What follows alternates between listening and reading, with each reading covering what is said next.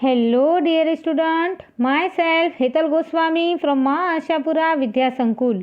Today we will learn Standard 10th subject Essays and our topic is chapter number 20 जो है Social Problems of India and Challenges. Clear? तो इस chapter के अंदर हमने क्या देखा, तो हमने यहाँ पे जो इसके जो कुछ पॉइंट्स हैं जिसमें हमने देखा था कि ये जो कम्युनलिज्म है वो क्या है। तो हर एक जगह पे भारत है वो अपनी कुछ अलग ही छाप दिखलाता है। उसी तरह से सांप्रदायिकता है वो धर्म और श्रद्धा और आस्था का सब्जेक्ट है। ठीक है, तो इसी दौरान स्वातंत्र प्राप्ति के समय के बाद भी ये जो सांप्रदायिकता की जो समस्या है वो आज भी हम उस पर जितना नियंत्रण हमें लाना चाहिए उतना नियंत्रण हम ला पाए नहीं। इसी तरह से हमने देखा था कि स्ट्रगल अगेंस्ट कम्युनलिज्म, ये जो सांप्रदायिकता के क्षेत्र के अंदर हमने जो संघर्ष उसके सामने जो किया है उसके कुछ पॉइंट्स हमने देखे थे, जैसे कि धर्म, ज्ञाति है, प्रांत है, भाषा है।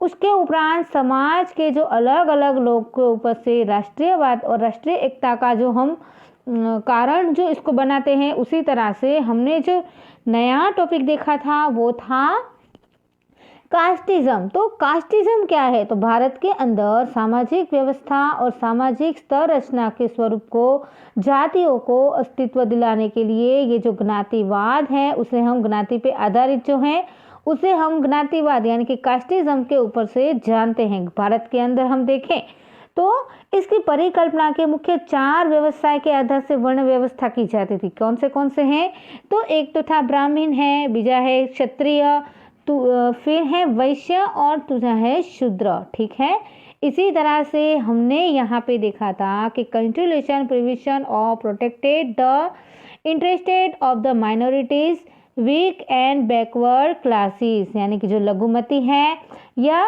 छोटे से छोटा यानी कि वीक और बैकवर्ड क्लासेस है उसके लिए हमने यहाँ पे जो कुछ पॉइंट्स देखे थे, जिसके अंदर देखा था कि जो छोटे वर्ग के और पछात वर्ग के लोग हैं उनके लिए लघुमती है, राष्ट्रीय पंचवर्षीय योजना है, ऐसे अलग अलग योजनाएं हैं वो उनके लिए अमल में आई। ठीक है, उसके बाद हमने देखा था माइनॉरिटी के बारे में कि माइनॉरिटी के अंदर कौन कौन आते हैं, तो लघुमतियों के हित में और उसके कल्याण के विकास के लिए, यानी कि national minority communication has been set up for protecting the rights. Okay, now clear. आगे हम इसे देखें तो किस तरह से यहाँ पे ये जो स्कॉल्डेड कास्टिस हैं और स्कॉल्डेड ट्रबल्स है यानी कि अनुसूचित जाति और अनुसूचित जनजाति के बारे में भी मैंने आपको बताया था। आई होप आपने घर पे उसे रिवाइंड किया होगा। इसी तरह से ये जो कम्युनिकेटर प्रोवाइजेशन है यानी कि बंधारण की जो बातें हैं उसकी यहाँ पे हम बात करें तो कुछ एक्ट्स हमने देखे थे, जैसे कि according to article 15 of the कास्टिकिज्म, ओके, और अकॉर्डिंग टू आर्टिकल 29A और B। ओके, इसी तरह से हमने यहाँ पे इसका जो B है जो स्पेशल प्रिविएशन पे से खड़ा हुआ है तो उसके बारे में हमने देखा था, जिसमें कि according to article act 446 directivity particle of the policy state would take care of the calculation. Okay, जो एजुकेशन है, सोशल हमारे जो लाइफ है और इकोनॉमिकल इंटरेस्टेड है उस पर से बैकवर्ड क्लासेस के जो स्टेट हैं उसके ऊपर से हम इसे देख सकते हैं। आज का हमारा जो मुद्दा है, आज का हमारा जो पॉइंट है वो है टेररिज्म यानी कि एक ग्लोबल प्रॉब्लम। ये जो आतंकवाद है वो किस तरह से एक वैश्विक समस्या बन के हमारे सामने आ चुका है, किस तरह से, तो हम यहाँ पे देखें तो in the 21st century tourism has become a problem for human society. It is a global problem. Terrorism leads a district of human rights. तो किस तरह से जो 21st सेंचुरी है उसके अंदर जो आतंकवाद है यानी कि ये टेररिज्म है वो एक बड़ी समस्या बन के हमारे सामने मानव समाज के सामने आ चुकी है।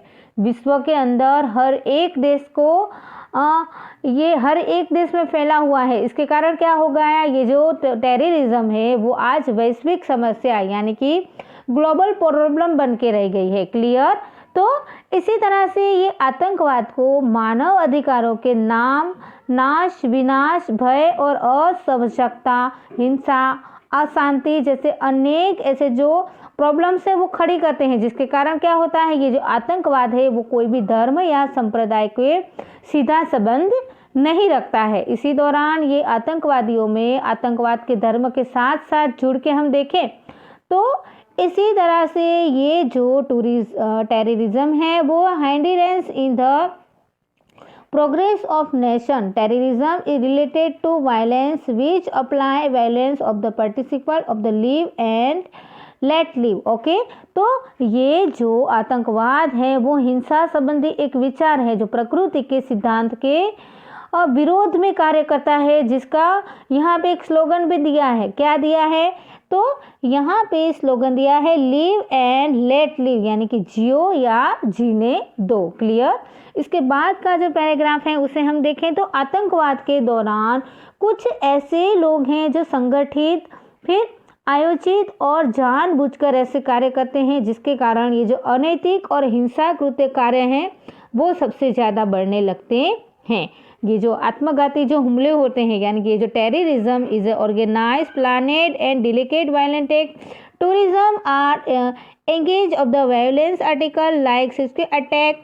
तो किस तरह से, यानी कि हम देखें तो ये जो सुसाइड अटैक्स है, थ्रोइंग बॉम्ब है, हाइडिंग वेपन है, यूजिंग देम है, किडनैपिंग है, हाईजैकिंग ऑफ प्लेन्स है, सुसाइड अटैक्स हैं, स्मगलिंग एंड नैरोकेटिंग ड्रग्स के बारे में हमें यहाँ पे दिखाया है कि किस तरह से ये जो आतंकवादी हैं वो किस तरह से अपना कार्य करते हैं। तो जो आत्मघाती हमले करते हैं, बॉम्ब है वो फेंकते हैं, हथियार हैं वो छिपा के क्या करते हैं उसका यूज़ करते हैं, किसी का किडनैपिंग करके, या ये तो प्लेन है उसको हाईजैक करके, या पैसे को यानी कि स्ट्रिगल अटैक्स हैं, स्मगलिंग है, ऐसे अलग अलग कार्य करके ये जो टेररिज्म है वो आज ग्लोबल प्रॉब्लम बन के हमारे सामने आ गया है। Clear.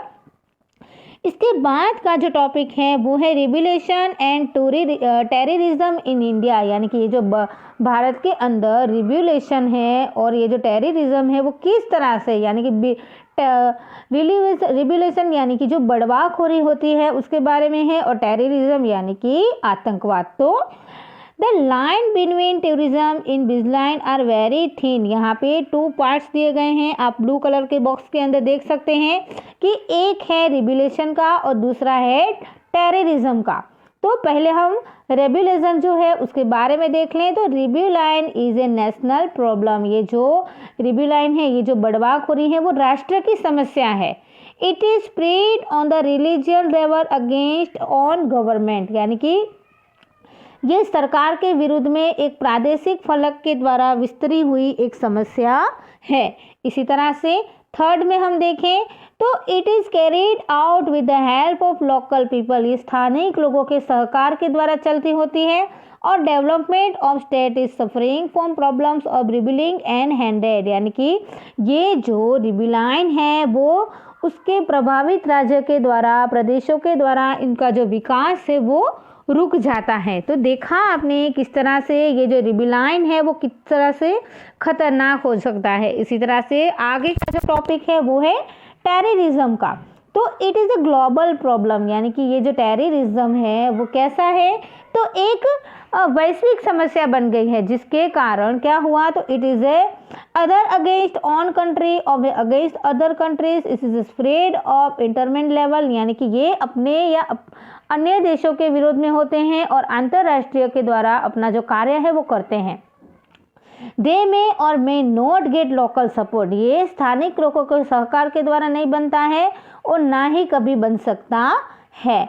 Development of countries suffering from terrorism in hundred, यानी कि आतंकवाद के प्रभावित राष्ट्र के विकास को हम अटका भी सकते हैं। तो देखा आपने किस तरह से यहाँ पे ये जो टेररिज्म है और रिबिलाइन है वो सबसे ज़्यादा बढ़ने लगे हैं, जिसके कारण क्या हुआ, तो ये जो रिबिलाइन है वो क्या है, तो राष्ट्र की समस्या है, और ये जो आतंकवाद है यानी कि जो टेररिज्म है वो वैश्विक समस्या है। ठीक है, अब आप नेक्स्ट पेज पे आए, हम देखेंगे यहाँ पे इसी तरह से हम देखें तो ये जो रिबिलाइन है वो स्थानिक असंतोष के द्वारा पैदा होता है और आतंकवाद है वो उसका कोई भी बंधन होता नहीं है। आज भी भारत के अंदर आंतरिक ये जो रिबेलियन है और टेररिज्म है वो सब भारत है उसके सामने लड़ रहा है। क्लियर। इसके बाद का हमारा जो टॉपिक है वो है नक्सलिस्ट मूवमेंट, यानी जो नक्सलवादी आंदोलन है उसके बारे में हम देखेंगे। तो माओ त्से तुंग नाम के नेतृत्व के नीचे चीन के क्रांति की प्रेरणा लेके जो नक्सलवादी आंदोलन है उसकी भारत के अंदर सबसे पहले 1967 में पश्चिम बंगाल से इसकी शुरुआत हुई। कब हुई? 1967 से भारत के अंदर चीन के सहयोग के द्वारा प्रेरणा लेके नक्सलवादी के आंदोलन की शुरुआत हुई। यह उग्रवादी विचारधारा की पश्चिम बंगाल के नक्सलवादी विस्तार के कारण उद्भवने हुए जो नक्सलवाद हैं उसे हम नक्सलवाद के नाम से जानते हैं। पश्चिम बंगाल के अंदर शुरू हुए ये आंदोलन है वो झारखंड, बिहार, आंध्र प्रदेश, छत्तीसगढ़, केरल, ओडिशा, त्रिपुरा, मध्य प्रदेश ऐसे पहाड़ी और जंगली विस्तार में सबसे ज़्यादा इसका कार्य है वो सबसे ज़्यादा बढ़ने लगा। यहाँ पे देखें तो जिसमें पीपल्स वॉर ग्रुप और माओवादी साम्यवादी ऐसे दो संगठन हैं वो मुख्य थे। कौन से दो संगठन थे? पीपल्स वॉर ग्रुप और माओवादी, और साम्यवादी जैसे केंद्र है वो सबसे मुख्य केंद्र है वो माने जाते थे। क्लियर। तो हमने अभी देखा नक्सलिस्ट मूवमेंट यानी कि नक्सलवादी का जो आंदोलन था उसके बारे में।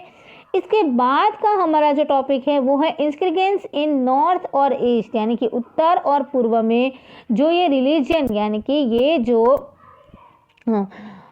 इंक्रीजेंस हैं वो किस तरह से हुआ उसके बारे में हम देखें। तो स्वतंत्रता की प्राप्ति के बाद से लेके आज तक उत्तर पूर्व के अंदर ये जो बड़वाखोरी है यानी कि ये जो इंग्रेंसी है वो एक स्थायी समस्या बन के रह गई है।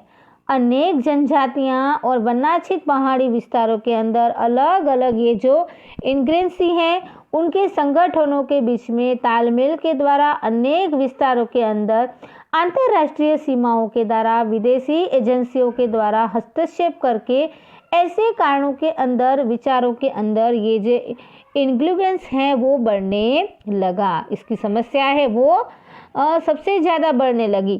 तो यहाँ पे एक बॉक्स दिया गया है जो स्टेट का है और रिबेलियन ऑर्गेनाइजेशन का है यानी कि राज्य का है, और ये जो बड़वाखोरी संगठन है उसका है।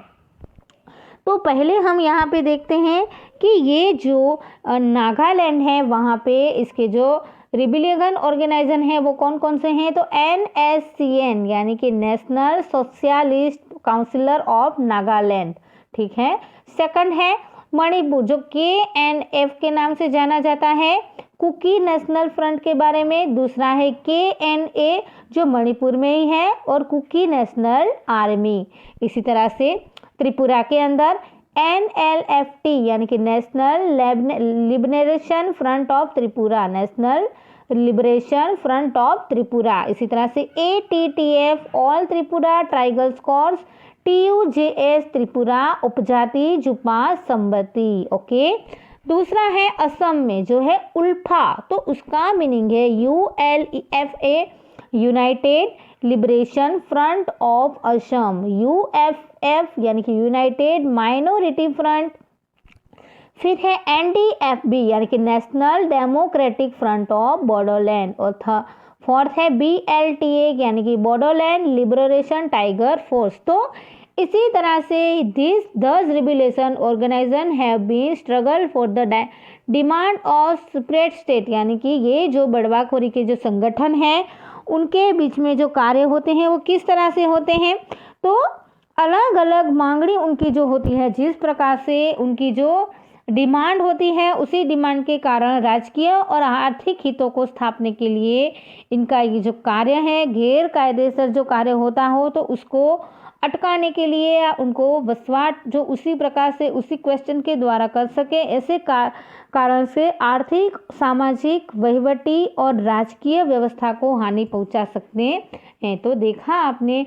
और on the questions of illegal information, so because of it economic, social, administrative and political system are damage. तो इसी तरह से हमने यहाँ पे ये जो इनिगेशन ऑफ नॉर्थ ईस्ट के बारे में देखा, तो किस तरह से ये जो टेररिज्म है वो बढ़ने लगा है और यहाँ पे ये जो बड़वाखोरी यानी कि ये जो इंसिग्रेशन है वो बढ़ने लगा है और उससे किस तरह से हमें बचने चाहिए उसके लिए अलग अलग जो संगठन हैं उसके बारे में भी हमने देखा। अब आपको क्या करना है, आपको घर पे इसके आगे का जो टॉपिक है यानी कि टेररिज्म ऑफ कश्मीर, कश्मीर के अंदर जो आतंकवाद है उसकी जो असरें हैं और उसकी आर्थिक असरें हैं उसके बारे में आपको घर पे रीड करके रखना है। नेक्स्ट वीडियो में हम इसके बारे में बात करेंगे। Thank you very much, take care.